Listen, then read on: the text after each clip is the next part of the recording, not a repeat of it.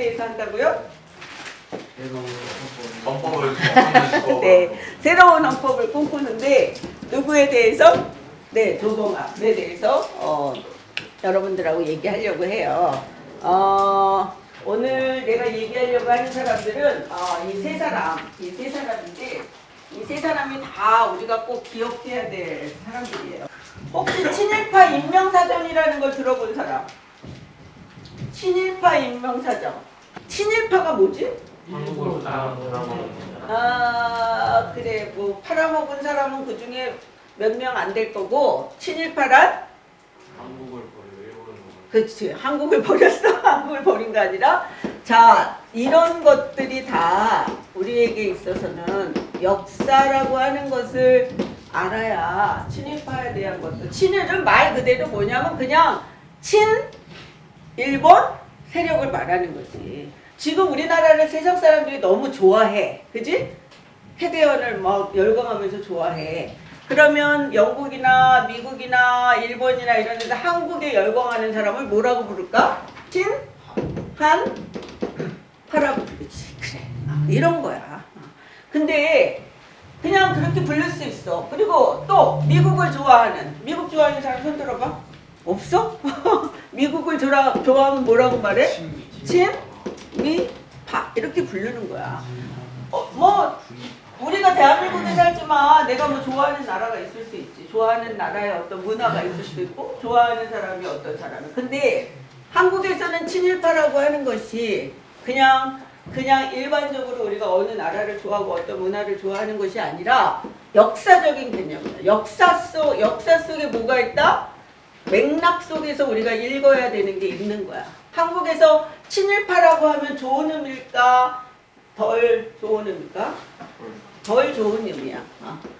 즉 어떤 규정이 내려져 있는 거야. 근데 규정이 내려져 있는 것에 이유가 있다는 거지. 모든 것들은 이유가 있어. 그냥 친일파를 싫어하는 게 아니라 친일파에 대해서 우리가 좋은 이미지를 갖지 않는 이유는 우리가 역사 속에서 이러한 어떤 겪은 경험이 있기 때문에 그런 거야. 그러면 친일파를 우리가 그렇게 친일파를 규정하는 이유는 우리가 한때 일본에 모였기 때문에 식민지였기 때문에. 식민지였다는 얘기는 오늘 우리가 이야기하고 싶은 여러분들은 지금 어느 나라에 속해 있어? 대한민국에 속해 있지. 대한민국에 속해 있어. 근데 대한민국은 언제 정부를 수립했어? 1905년은 무슨 일이 있었어? 해방이 됐지. 그치? 해방이 됐어. 해방됐다는 걸 여러분들이 어디선가 구속되어 있다는 거예요. 여러분들은 학교에서 해방되고 싶지? 그치? 여러분들은 부모한테 해방되고 싶지? 그렇고 싶지 않아? 해방되고 싶잖아. 즉 어떤 구속에서부터 풀리고 싶다는 뜻이야. 그치? 우리가 구속을 당했다는 뜻이지. 누구한테? 일본한테 구속을 당했다는 뜻이야. 즉 이 시기에는 우리가 누구에게 속해 있었냐면 일본에 속해 있었어. 그러면 대한민국은 존재했어? 안 존재했어? 존재하지 않았어. 대한민국은 언제 만들었어? 45년에 우리가 해방하고 언제 세워졌어? 48년. 그치? 그러면 우리는 48년에 세워진 아주 너무도 국가로 치면 너무너무 나이가 어린 그런 국가에 여러분들과 나는 살고 있어. 나도 대한민국에서 태어났기 때문에 이 대한민국이라고 하는 이런 국가에서 태어났다는 것에 굉장히 자부심을 느끼고 그리고 다행스럽게 생각하는 사람이고 여러분도 마찬가지야. 근데 이 세 사람은 이 사람들은 언제 태어났냐면 1875년, 1876년, 1899년. 그럼 이 사람들은 어느 나라에서 태어났을까? 그치, 대한제국. 그렇지만 아직 대한제국까지 하지만 우리가 아는 어떤 나라? 조선이라고 하는 나라에 태어난 사람들. 우리의 조상이지. 그치? 우리 역사의 어르신들이야. 근데 이 사람들은 자기가 태어났을 때는 대한제국이 있었어. 조선이 있었어. 근데 다시 여러분들 나이 10대였을 때 그리고 20대, 30대가 되니까 대한제국이 어떻게 됐어? 바뀐 정도가 아니지. 대한제국이 어떻게 됐어? 멸망했지. 아픈 역사지만 우린 기억해야 돼. 우리는 어떻게 됐어? 망했어. 즉 우리는 국가를 잃어버렸어. 그래서 일본에 뭐가 된 거야? 그렇다고 우리가 일본 국민이 됐나? 그들은 우리를 국민이라고 부르려고 했지. 근데 그 국민은 무슨 국민이야? 제2 국민이야. 알았어? 1등 국민은 1등이 좋은 건 아니야. 하지만 사람들은 참 그것을 선호해. 그리고 아까 내가 여기 좀 들어오다 보니까 야야야 여기는 뭐 스카이를 뭐 몇 명이나 간대 뭐 이제 우수한 인간들이라고 생각해. 근데 그들은 우리를 식민지에서 우리를 일본 제국의 그지?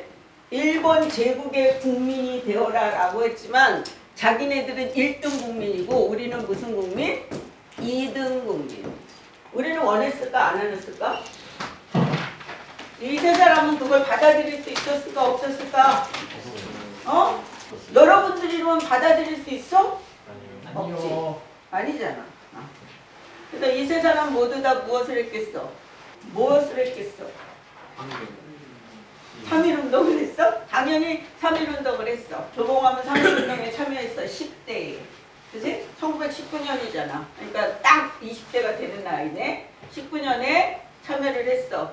이 모든 사람들은 다 3.1운동에 나름 참여를 한 사람. 물론 이승만은 그때 미국에 있었지만 이 모든 사람들이 나라를 잃은 그 아픔을 가슴에 새기고 모두 다 평생 뭐를 위해서 살았어?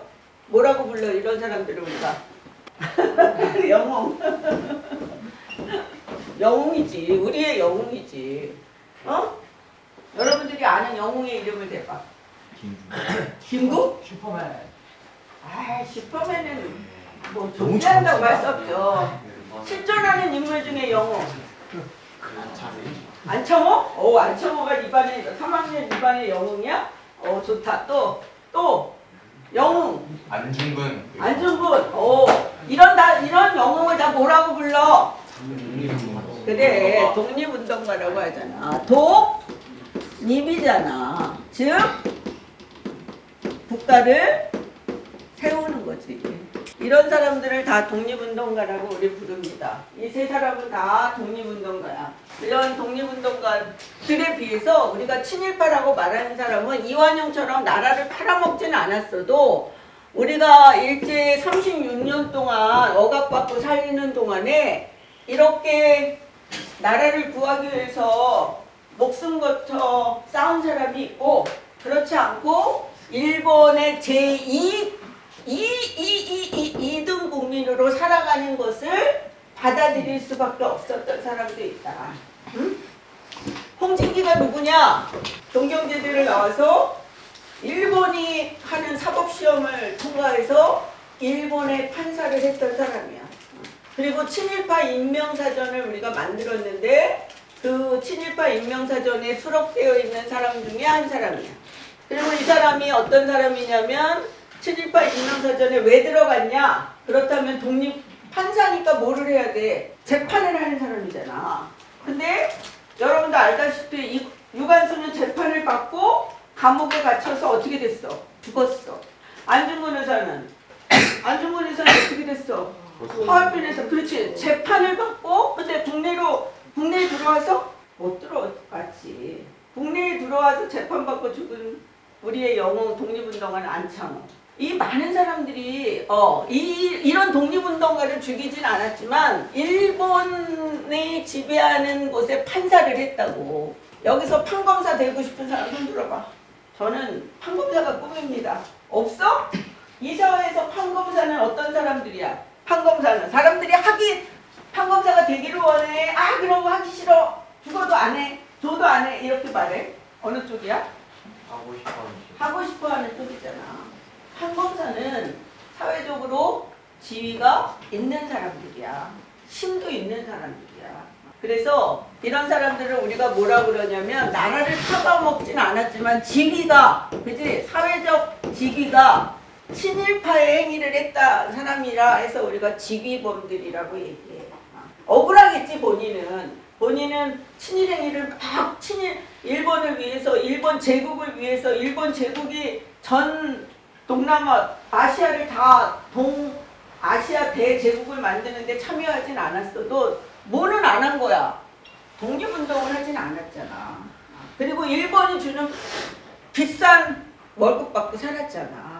그래서 우리는 이 사람들을 직위범이라고 그러고 이 사람들을 친일파 인명사전에 올렸어. 그러면 해방이 되고 나라를 세웠다면 이런 사람들은 자기가 판사, 검사, 그치? 36년 동안 이렇게 고생한 사람들이 있다고 한다면 해방된 이후에 우리가 이 사람들이 가지고 있었던 판검사의 지위를 그대로 유지해주고 그 사람들이 우리가 세운 대한민국 정부에서 판검사가 되게 하고 그 사람들이 자기 자리를 그대로 누리고 평생 잘 먹고 잘 살 수 있도록 이렇게 해줘야 될까? 아니면 한 당분간 한 5년? 아니면 우리 36년 동안 고생했으니까 한 36년 동안 그냥 그런 판검사 같은 거 하지 말고 평범하게 이런 분들을 위해서 사회에 봉사하면서 좀 살으라고 했어야 될까?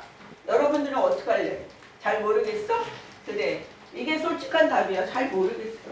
근데 오늘이 1945년, 48년 바로 그날이었다고 생각해봐. 많은 사람들이 지금 여러분들이 친일파라는 이름을 들었을 때 하고 1945년, 1948년에 친일파라는 말을 들은 사람들하고는 사람들이 느끼는 감정, 사람들이 그 사람들에 대해서 대하는 태도, 그 사람들에 대한 사람들의 반응 이런 건 지금보다 훨씬 더 안 좋았을 거야. 그치? 지금은 세월이 다 흘러서 많이 희석됐지만 홍진기 얘기를 왜 하냐? 이런 사람이야. 홍진기가 그 딸하고 이병철의 아들하고 결혼해서 오늘의 삼성을 만들 만큼 정부가 수립된 다음에도 굉장히 자기의 지위를 누리고 살았던 사람이야. 그리고 이 사람은 이 조봉원 선생이 이 세 사람 모두 다 독립운동을 했는데 독립운동을 했지만 조봉원 쌤은 이제 1959년에 재판을 받고 친일이 아니라 그때는 간첩행위를 했다고 해서 친북한 행위를 했다고 해서 간첩행위를 해서 사형을 당해. 그 얘기를 내가 오늘 하면서 여러분들한테 헌법 얘기를 하고 싶은데 사형을 당할 때 사형의 도장을 꽉 찍어야 되는 사람이 있어.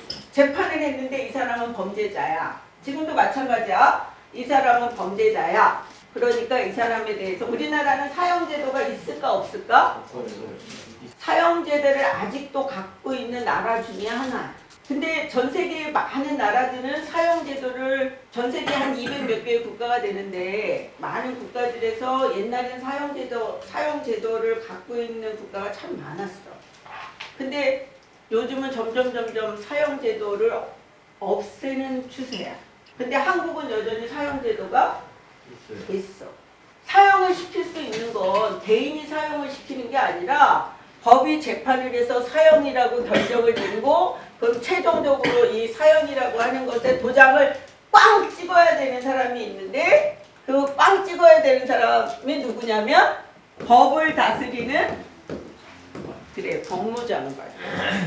법무장관 하면 떠오르는 최근에 어떤 정치인이 있는데 윤석열 대통령?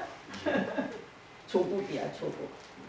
근데 어쨌든 그런 사형에 대한 법에 대한 모든 걸 총괄해서 사형이라고 법원이 결정을 판사가 내렸을 때 그걸 최종 승인해서 도장을 꽝 찍는 사람이 누구냐면 법무장관이야. 그러면 이 세 사람 중에 누가 사형을 당했다고? 이승만 사형당했나? 아니야. 대통령한테 대통령 자리에서 물러나서 하와이로 이 땅에서 살 수 없어서 망명해서 하와이에서 돌아가셨고 김구는 암살을 당했어. 조봉암은 사형을 당했어. 조봉암의 사형이라고 적으로 결정이 됐을 때 누군가 그때 법무장관이 도장을 찍었겠지? 그치? 그때 법무장관이 누구였을까? 그래, 홍진기야. 7일 인명사전에 오른 사람이 독립운동을 위해서 평생을 바친 사람을 사형시키는데 도장을 찍은 사람이야.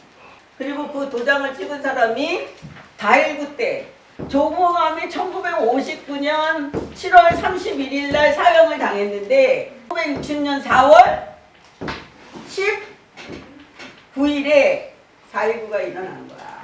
4.19 때 홍진기가 뭐였냐면 법무장관에서 내무장관을 했어. 내무장관은 무엇을 관장하는 장관이냐면 오늘날은 경찰청이 있었지만 그때는 없었어. 경찰을 관장하는 최고 수장이 내무장관. 4.19가 일어나던 날 청와대가 아니라 대통령이 있었던 데를 그때 지금은 청와대도 아니지. 지금은 용산이 돼버렸지. 대통령이 있는 곳이 청와대가 있기 전에는 이승만 대통령이 있던 곳을 경무대라고 얘기해.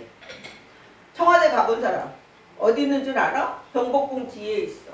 자, 내무장관으로서 4.19가 일어나던 그날, 이날 굉장히 중요한 거죠. 아까 민주주의라며, 민주주의 혁명이라며, 4.19가 일어난 날은 국민이 더 이상 못 살겠다. 더 이상 이승만이 이렇게 부정선거하고 이렇게 오래 장기 집권하는 거 못 살겠다 하고 국민이, 특히 누가? 학생들이 시위를 한 거야.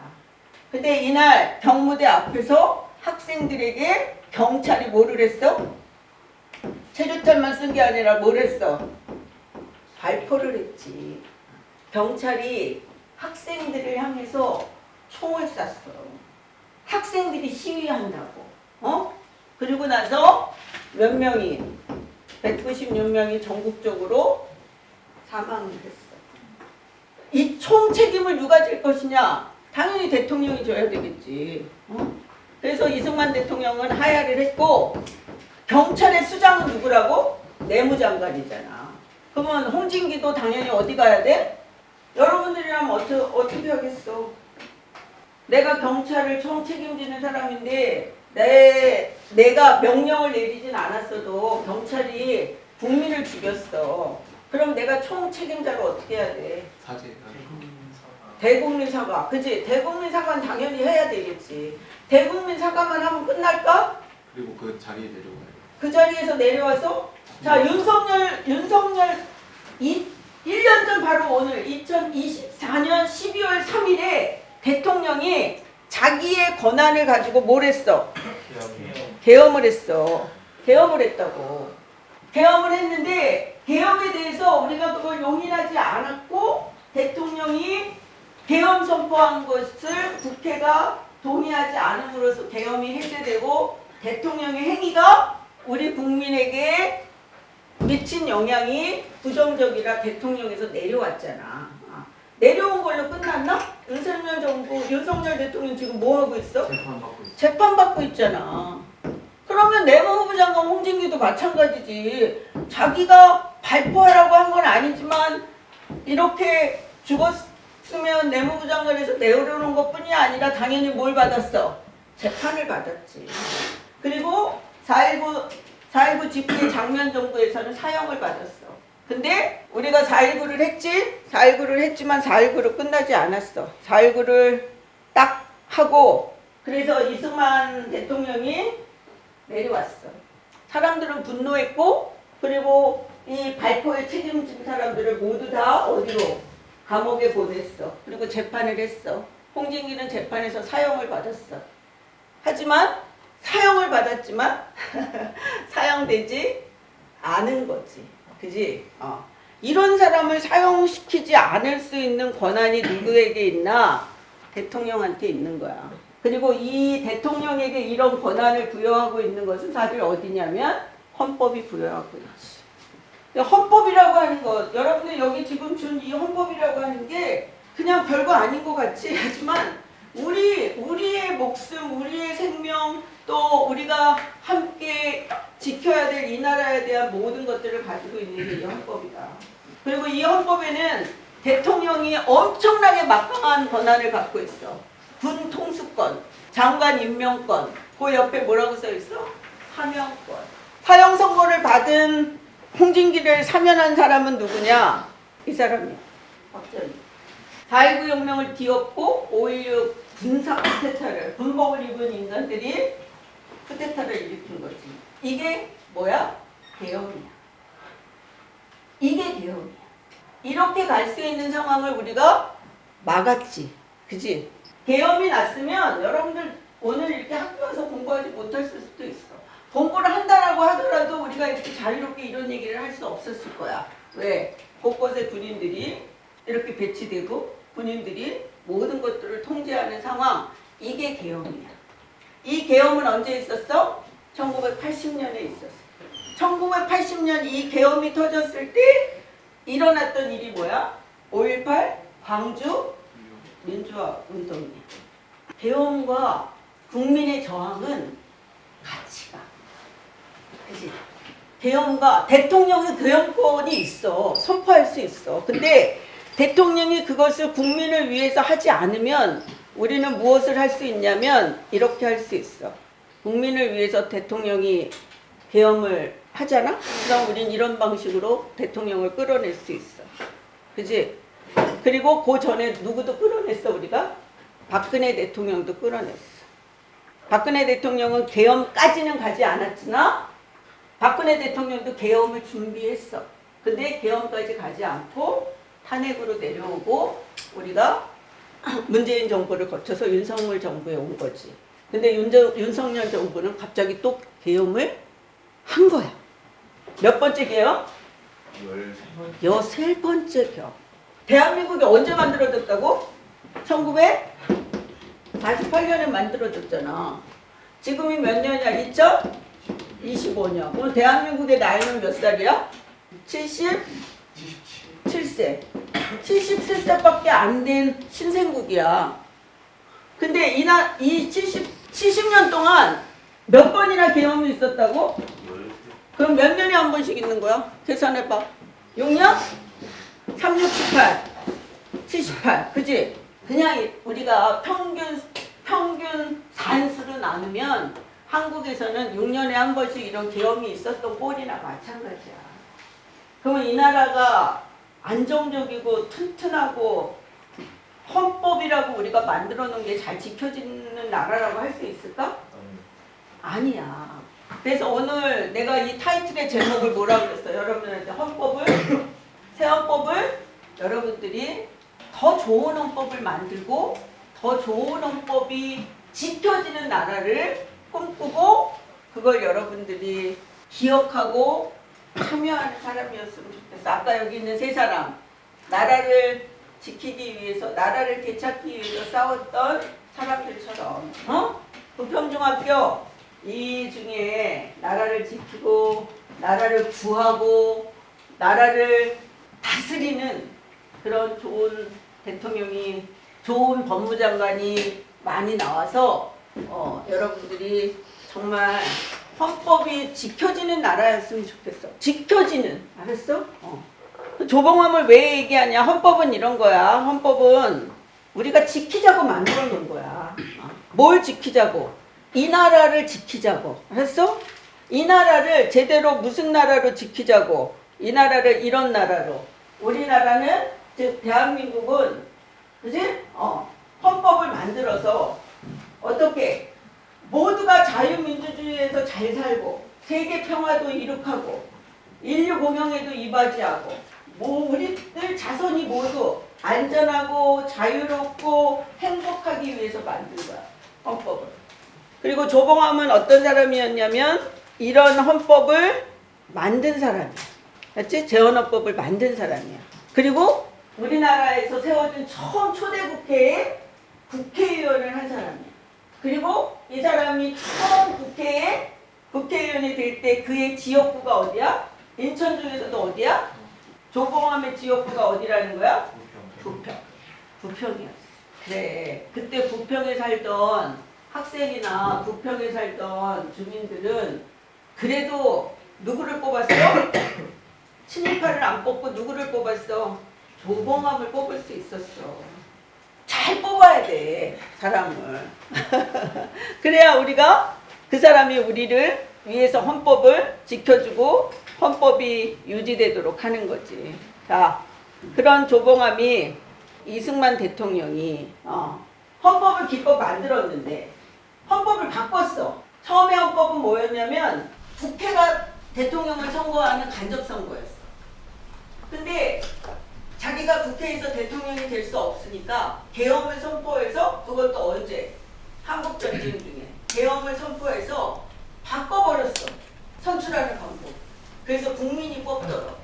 국민은 그래도 뭐야? 이승만을 아직 잘 모르지. 독립운동가라고만 알고 있어. 그것도 모자라서 또 개헌을 했어. 발췌 개헌을. 그것도 모자라서 그 다음에 또 개헌을 했어. 4.4.5.1 개헌이라고 우리가 부르는 거야. 그리고 자기가 뭐가 됐어? 종신 대통령이 됐어. 즉 3선 금지 조항이 있었는데 헌법에 3선 금지 조항을 이승만 초대 대통령에 한해서는 없는 걸로 한다 라고 헌법을 고친 거야. 그리고 나서 1960년에 대통령 선거에 또 나왔어. 4대 대통령 선거에. 이때도 대통령, 이때도 대통령, 이때도 대통령이었는데 이때도 또 대통령으로 나왔어. 근데 대통령이 될 수 있을, 이제는 많은 사람들이 너무 지쳤어. 아, 이제 대통령 좀 안 했으면 좋겠어. 이승만이 대통령 좀 안 했으면 좋겠어. 라고 생각하는 사람들이 이렇게 모였어. 한강에 모여서 이 사람, 신익희, 이 사람이 대통령이 됐으면 좋겠다라는 후보였어. 그리고 누구도 후보였냐면 당연히 조봉암도 이렇게 후보였어. 같이 누구를? 이승만에 대항해서 나온 거야. 근데 신익희는 안타깝게도 선거 직전 일주일 남겨두고 사망해. 그러니까 이제 후보는 누구만 남았냐면 조봉암만 남았어. 조봉암이 당시로서 200만 표라고 하는, 즉 국민 투표 중에 30%를, 유효 투표의 30%를 받아. 그러니까 이승만의 입장에서는 자기는 지금 다음 대통령, 이게 1956년이야. 다음 대통령 60년에 대통령 선거에 나올 때 이승만의 나이가 80이야. 지금 우리가 수명이 연장돼서 산다고 해도 몇 살까지 살지? 그치? 90살에서 100살이라고 그랬잖아. 근데 지금부터 몇 년 전에, 60년 전에 80세 먹은 할아버지가 대통령이 또 나온 거야. 그리고 대통령이 되기 어려우니까 부정선거를 해. 그러니까 국민들이 들고 일어났지. 그치? 그래서 물러나게 된 거야. 자, 이승만의 입장에서는 80이 넘은 내가 60년에 대통령 선거에 나가면 위험해. 왜? 조봉암이 30%나 받았으니까. 그치? 그래서 이승만은 어떻게 하냐면 조봉암이 만든 진보당을 간첩으로 몰아서 재판을 해. 그리고 다 구속시켜버려. 이게 권력이야. 이런 걸 권력이라고 하는 거야. 자의적으로 자기를 위해서 권력을 행사하는 거지. 그리고 나서 조봉암을 어떻게 버리냐면 간첩죄라는 것 때문에. 간첩죄 굉장히 중요하지. 위험해. 지금도 그 간첩죄를 다스리는 건 헌법이 아니라 우리는 그것을 위해서 법을 하나 더 만들었어. 더 강력한 법을. 그 법의 이름은 국가보안법이라는 거야. 국가보안법으로 사형을 당해. 정적을 죽이는 거지, 대통령이. 같이 독립운동을 했던 후배인데. 조봉암은 민주주의를 지키기 위해서 이승만에게 죽음을 무릅쓰고 도전한 거고, 이승만은 조봉암을 죽이기로 작정한 거고, 그 죽이는 것의 판결은 판사들이 한 거고, 그 판사들의 판결에 도장을 찍은 건 홍진기였다. 근데 우리나라는 2011년 1월 20일 한국의 대법원은 뭐를 결정했어? 대법원은 이날 52년 전 자신들이, 즉 대법원이 유죄로 판단한 모든 것을 뒤집었다. 1959년 대법원은 공산 독재는 어쩌고저쩌고 하는 조봉암에게 사형을 구형했는데 그걸 뭐라고 규정했어? 사법. 즉 재판부가 살인을 한 거지. 사형을 당했는데 법에 의해서 대법원이 그걸 뭐라고 규정했냐면 법이 사람을 죽였다고 얘기한 거야. 법이 스스로 이건 잘못된 죽음이었고 조봉암은 간첩이 아니라 뭐였다? 무죄다 라고 얘기를 해. 그래서 이 모든 것들이 이제 조봉암 선생이 그냥 죽은 게 아니라 오늘 내가 여러분들한테 한국의 헌법을 얘기하고 대통령의 막강한 권한을 얘기하고 그러면서 우리가 지켜온 이 나라에서 여러분들 모두가 다 이제는 모두 다 기억하고 아는 거야. 뭘 아냐면 이 나라가 어떤 나라냐면 국민이 권력을 갖고 있는 나라인지 아는 민주주의 사회인데 이 민주주의 국가를 위해서 독립운동도 했고 민주주의를 지켰던 사람 그 중에 한 사람이 누구라고? 조봉암. 잘하네. 선생님 사탕 줘야겠어요. 조봉암을 여러분들이 기억하자, 잊어버리자. 기억하자. 기억하자. 알았지? 예. 네, 감사합니다.